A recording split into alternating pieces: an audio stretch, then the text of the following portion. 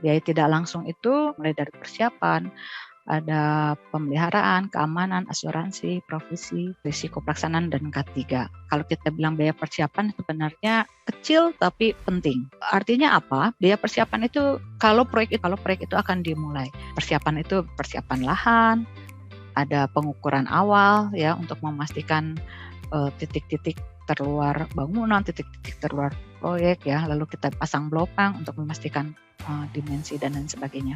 Lalu persiapan itu juga biaya yang harus kita pertimbangkan itu adalah kantor direksi lapangan, lalu kantor kontraktor, pos kerja, gudang sementara, karena kita pasti membutuhkan gudang untuk bahan atau material yang tidak bisa ditempatkan di tempat terbuka, gitu ya. Semen misalnya, keramik dan lain sebagainya kalau memang dibutuhkan. Jangan sampai lupa toilet sementara di proyek. Ini sangat penting juga nih, gitu.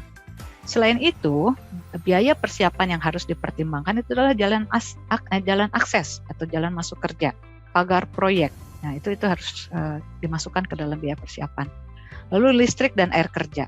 Ini juga penting. Biaya terkait dengan operasional tim proyek. Kita harus pastikan ada komponen gaji. Ya, sebagai contoh, kepala proyek tidak masuk di dalam biaya langsung.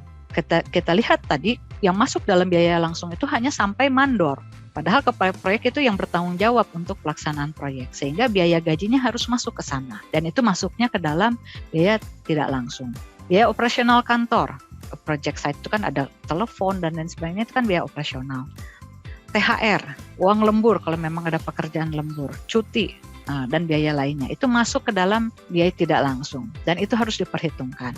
Dan ini nanti kita lihat merupakan komponen yang cukup besar. Lalu biaya pemeliharaan. Biaya pemeliharaan ini biaya-biaya yang dikeluarkan pada saat pemeliharaan proyek. Setelah proyek itu selesai, lalu ada serah terima, biasanya kan ada pemeliharaan. Ada masa pemeliharaan proyek. Pada saat masa pemeliharaan proyek ini, bisa jadi ditemukan kerusakan, anggap bisa kerusakan lampu, keran yang tidak jalan ya misalnya ya. Nah, itu kan harus diganti. Itu menjadi tanggung jawab kontraktor untuk menggantinya. Nah, itu artinya di sana kalau saya tulis ini adalah biaya cadangan perbaikan. Kalau memang ada perbaikan. Dan tentu ada orang yang memang bertanggung jawab di sana sehingga kecil tapi penting gitu. Keamanan. Biaya terkait keamanan dan housekeeping project. Komponennya apa saja? Gaji tenaga keamanan ya, security ya, satpam dan lain sebagainya ada di sana. Biaya koordinasi lingkungan kemungkinan kalau ada ini juga harus masuk ke sana ya. Lalu kita juga punya OB di sana di kantor kontraktornya, yaitu harus ada dipersiapkan ya. Salah satunya juga yang penting adalah biaya pembuangan sampah proyek yang rutin dikeluarkan. Ini dari biaya keamanan. Lalu asuransi. Asuransi ini biaya asuransi kontraktor all risk, lalu BPJS. Nah, ini masuk ke dalam biaya tidak langsung. Dan ini harus dipertimbangkan karena kita harus memastikan kalau kita tidak mampu untuk menanggung risiko, maka kita mengalihkannya ke dalam atau mentransfernya kepada pihak yang lebih mampu menanggungnya. Itu kan prinsip dari asuransi, prinsip dari risiko ya Bapak Ibu. Untuk provisi ini biasanya komponen biayanya itu adalah biaya penawaran, uang jaminan uang muka, provisi jaminan pelaksanaan, dan juga di sini yang harus bunga bank yang harus kita pertimbangkan ya. Karena ada bunga bank akibat pembiayaan yang kita pinjam dari bank.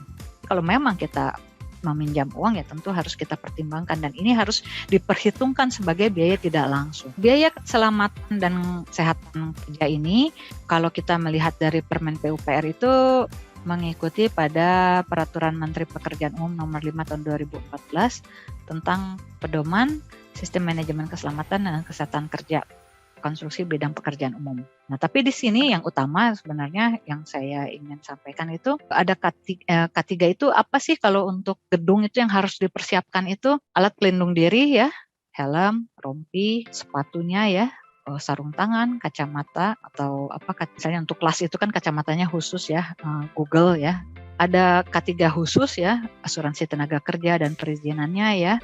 Lalu juga ada yang lebih kepada untuk di lapangannya itu sendiri, jaring pengaman sebagai contoh, itu masuk ke dalam biaya K3 dan itu harus masuk ke dalam perhitungan biaya tidak langsung. Untuk proyek konstruksi, sebenarnya biaya tidak langsung itu 3% dari nilai total proyek. Di dalam Permen PUPR 28 tahun 2016 itu dia bilang maksimal 15%.